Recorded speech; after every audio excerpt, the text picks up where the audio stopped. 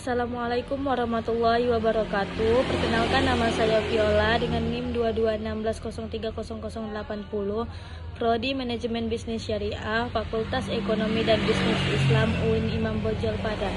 Baiklah, di sini saya akan menjelaskan tutorial cara olah data analisis regresi linear berganda plus uji asumsi klasik dengan SPS untuk memenuhi UAS statistika lanjutan yang diampu oleh Ibu Siska Resti. Baiklah, langsung saja ada contoh data di sini. Contoh ini motivasi X1 lingkungan kerja, X2 dan Y adalah kepuasan kerja. Seperti biasa kita buka SPS kita. Jadi, misalkan kita mau insert data, kita buat dulu variabel X1, X2 dan Y-nya dulu. Lalu di copy saja datanya, dimasukkan ke sini. Kita buat dulu variabel X1, X2, Y ini kita sudah buat variabel seperti ini. Ini bisurtnya skill. Kemudian masuk ke data view. Ini kan sudah ada variabelnya. Lalu kita copy saja data ini. Dari data X1 ini ada 100 ya. 100 responden, lalu copy dipaste di sini. Oke, langsung masuk. Setelah memastikan, kemudian teman-teman lakukan uji regresi sekaligus asumsi klasik. Perhatikan baik-baik, masukkan delise, kemudian regression linear setelah ini. Setelah ini muncul kotak dialog seperti ini, linear regressnya.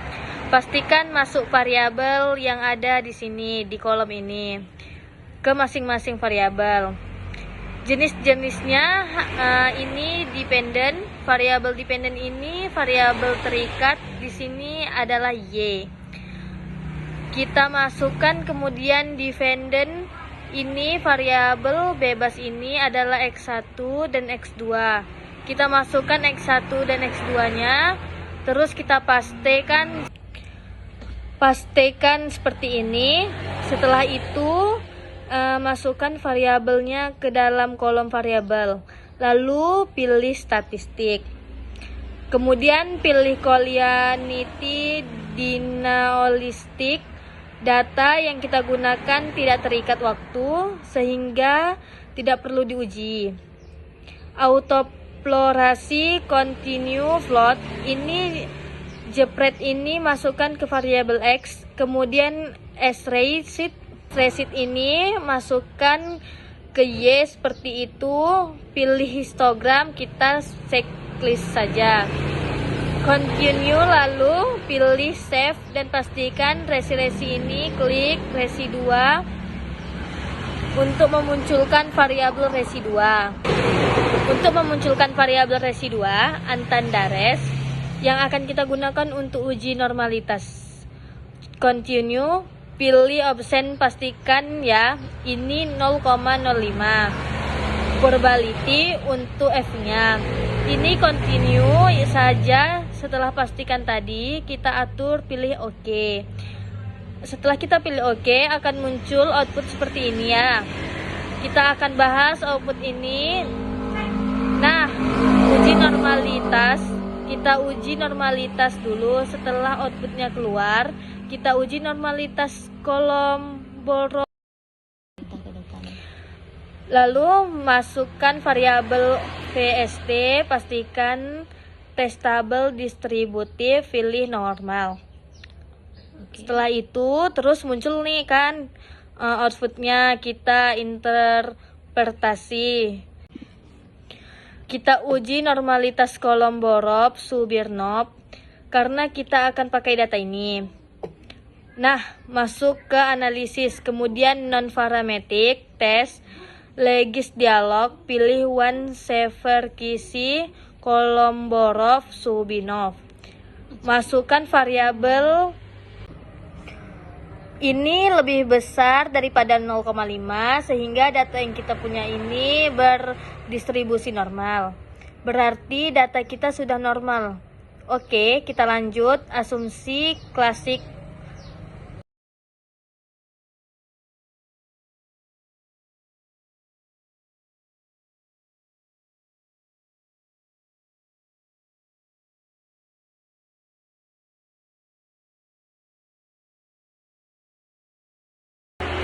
Nah, kita lihat nilai SIG-nya 0,2.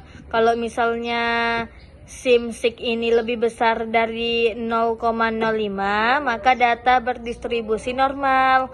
Kalau misalnya data kurang dari 0,05, data tidak berdistribusi normal.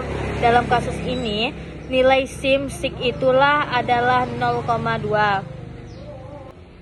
Lebih kecil daripada 0,05 maka berpengaruh. Jika lebih besar tidak berpengaruh. X2 lebih besar daripada 0,05. Kita akan melanjutkan uji F dan uji T. Untuk uji F, kita lihat tabel ANOVA, kita pindahkan saja ke sini. Uji F, ketentuannya adalah AVELA F, hitung lebih besar dari tabel, maka X1, X2 berpengaruh. Jika lebih kecil, tidak berpengaruh.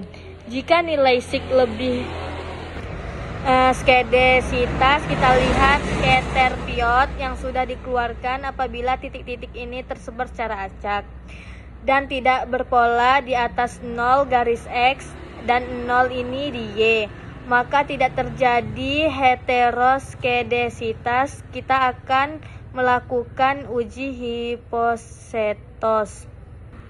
Untuk multikoleranitas, begitupun X2 tolerance lebih besar daripada 0,01 dan kurang dari 10 VIF, sehingga dikatakan ini tidak terjadi multikoleranitas. Berarti uji asumsi klasik untuk multikoleranitas sudah terpenuhi. Selanjutnya uji heteros. VIF 1,04 ini maka kurang dari 10, maka disampaikan bahwa ini tidak pernah multikoleranitas. Berarti sudah memenuhi asumsi klasik. Untuk multikoleranitas, begitupun X2 tolerance lebih besar daripada 0,01 dan kurang dari 10 VIF, sehingga dikatakan ini sudah terjadi dari 10 VIF sehingga di jalan multikolentas.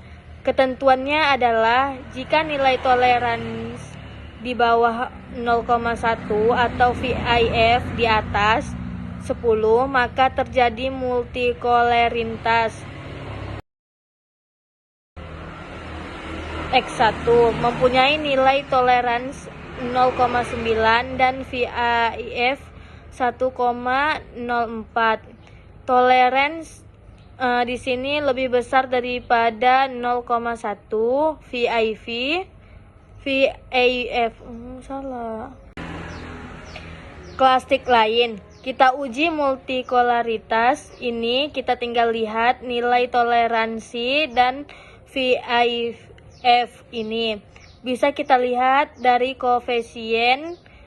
Nah, data yang baik ini tidak terjadi di jalan.